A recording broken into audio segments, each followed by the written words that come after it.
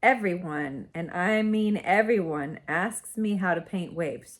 Whether they are brand new painters or they've been painting watercolors for a long time, they want to know how to paint waves. So we're going to do that 3 different ways in this video today. Let's go. Before we get started, you're going to need 3 things. Besides your paint, your brush, and your rinse water, you're going to need either a white crayon or just a piece of wax, like from a candle. You don't want a colored candle, so birthday candle works well as long as it's not colorful.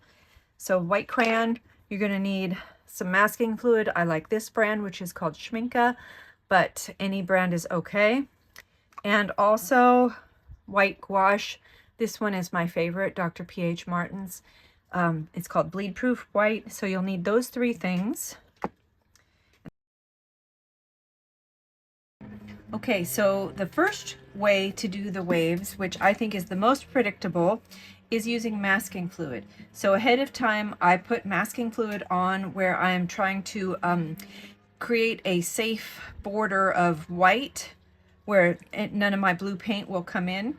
And because I'm going to be using a lot of water, this is probably going to curl up. So one of the ways that you can help fight that curl on your wet paper is you can get it wet on the back with a mister or a brush, just real quick, and that helps it lay a little bit flatter. There's a scientific reason for it, but that is for a different video. So I'm going to put that here. Okay, now I want to do this whole entire thing wet into wet, but I don't want any water to get into the crest of the wave. So with my large brush, I'm going to pre-wet the sky all the way out to the edge of the paper. Okay, and I'm using the same 4 colors on all of these. This is cobalt blue right here, so I'm going to give myself some cobalt blue on the sky. And that masking fluid is going to protect me, or protect the white of my paper, I should say. But I can go right up into and over some of the masking fluid and still keep a nice white for the foam. Okay. There's my sky. Now in the water, I'd like to have a little bit of variety, and I'd also like to get it wet first. My brush is a little bit dirty, but pretend this is clear water, so I'm still staying out of that foamy part. And now, towards the top of the wave where it's cresting and it's thinner, usually you get a little bit more light that shows through, so I'm using Viridian here, just to kind of show a thinness of the water. Not such a thick wall of water. I also like a little bit of peacock blue. So that's coming on down. And then as we get lower, the water gets deeper, so it's kind of thicker. Less light can go through it, so it becomes darker. And then I'm back to my ultramarine blue. And at the very bottom, if you really want to thicken it up, you can give yourself some Payne's Gray. So those are the 4 colors. All right, now you can see that it's a decent wave for like a 60-second painting.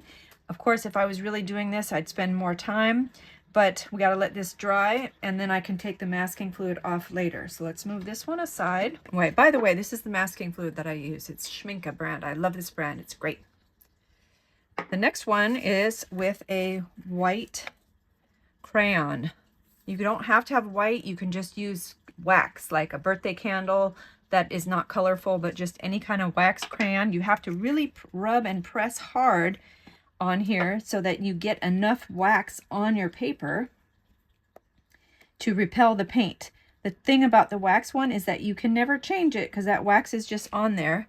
And it looks like I just did that real fast, but that's because I waxed it previously before our video so that I wouldn't have to have you wait so long.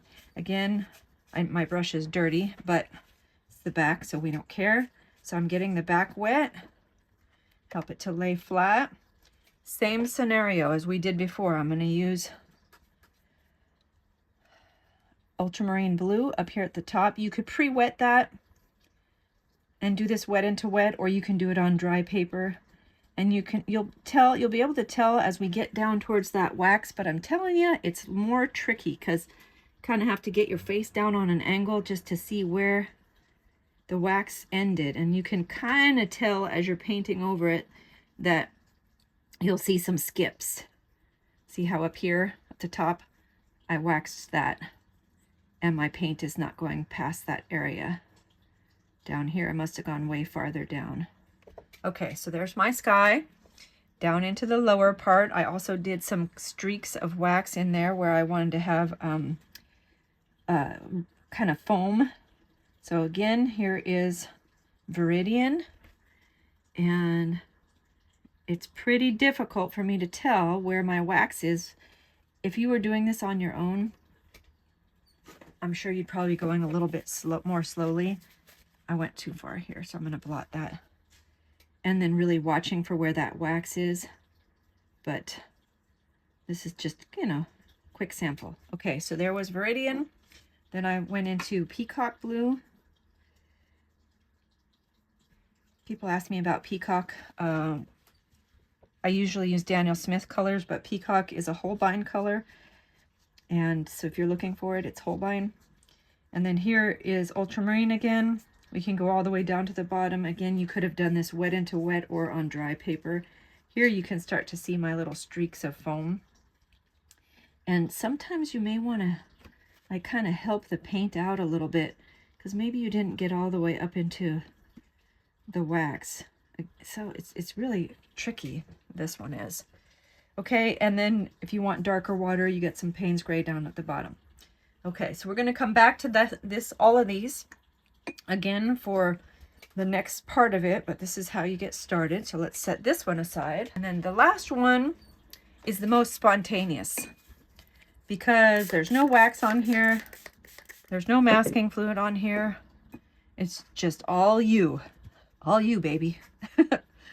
So you'll probably expect that this one will take longer to do. Okay. Here, I'm keeping dry paper just because it's easier for me, but again, you can pre-wet. So I'm gonna kind of carve out where I'd like to have the top of that wave crest there. And this is Ultramarine Blue again, and I'm using a number 12. I'm sorry, it's a 6 quill, which is kind of like a 12 round.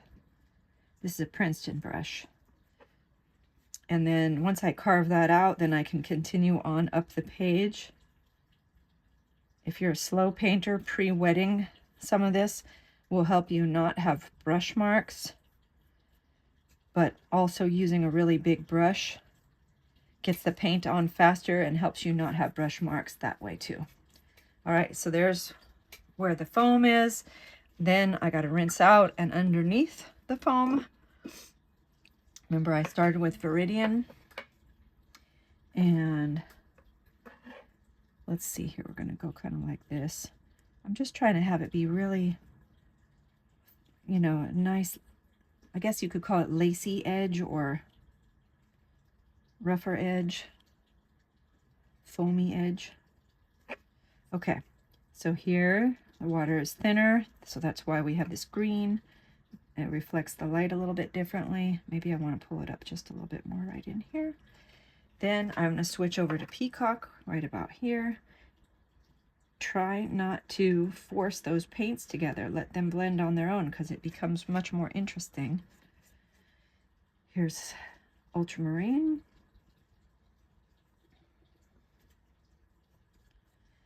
Take Ultramarine all the way down to the bottom of the page here. And then if you want dark, you can throw some Payne's Gray in there. Because this one is the spontaneous one, there are no indications of the streaks of foam in here. It's too hard to carve around all that while I'm, you know, just doing this real quick. So I'm just changing up a little bit of the foam in here while things are still wet, kind of trying to make it look more interesting. Okay, so now we got to set this aside and give me a second for everything to dry, and I'll come back to you. Okay, here we are. This paper has already dried, and it's very important, especially for the masking fluid one, to let your paper become all the way dry.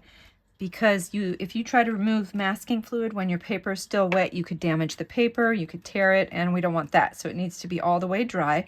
You can see it gave me this really interesting foamy edge, and these were the streaks that I made, trying to kind of replicate the feeling of foam. If you don't get this quite right, you can use your white gouache, this one, whatever brand you have, to carefully paint on some of the streaks. You can also touch up if, for example, you don't like the way some of this looks in here. You could add a few more specks of foam up in the sky or down here. So you can always doctor things up. You can actually take the brush. I don't dilute this usually, this white, very often, but you can dilute it for this purpose, because maybe you want to do this kind of deal where you're just doing a little bit of tapping and splattering, and you can see you get some random marks up in there that looks like foam crashing. You could also use a toothbrush where you load up your toothbrush with the white paint and just kind of go with the toothbrush. And essentially, other than maybe having a little bit of kind of color in the foam, this is all you need to do. But I do like a little bit of suggestion of movement in the foam, and I just use really watered down Payne's gray. And normally I would do that before I put on the white paint, but I kind of wanted you to see the white. I was excited about that. So just with your brush, just kind of carve in some little shapes, and it makes your water a little bit more dynamic. You may even put a little bit of shadow under here.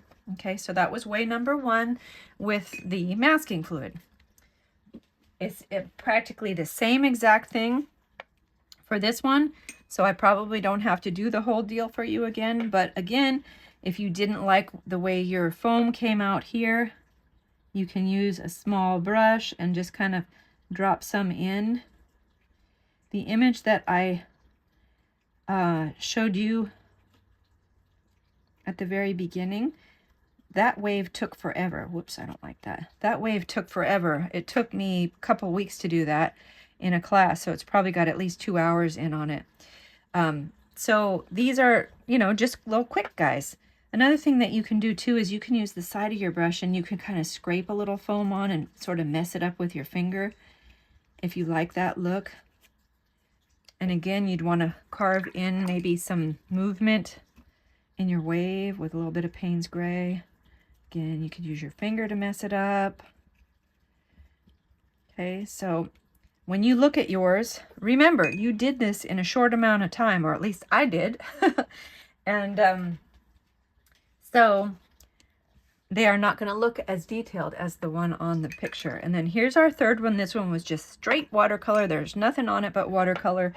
And so it's kind of the least interesting. Even the waxy one, which is this one right here, has that really interesting edge because of the unpredictability of the wax.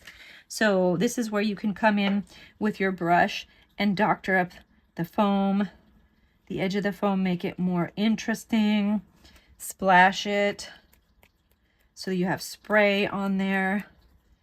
Add your little guy. This is the wrong size brush, but I'm just trying to give you ideas. So I'm just letting that brush kind of skim and skip over here.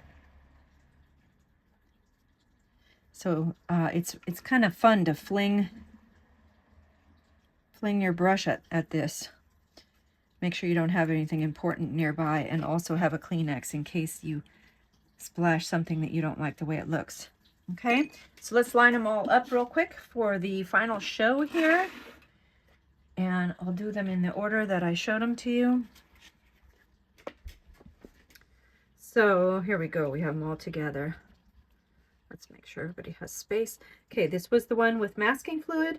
This is the one with wax. And this is the one with just watercolor. There we go. So this is the one that I have a picture of on my iPad. So definitely a lot more color and a lot more detail. So sorry about the reflection there, but my camera needs lighting so that you can see. Anyway, hope you enjoyed it. If you did, maybe give me a comment or a like or subscribe to my channel, because I have one of these free tutorials every week. And in the link, there's a link below the description that you can get my free supply list if you're interested. So thank you and happy painting.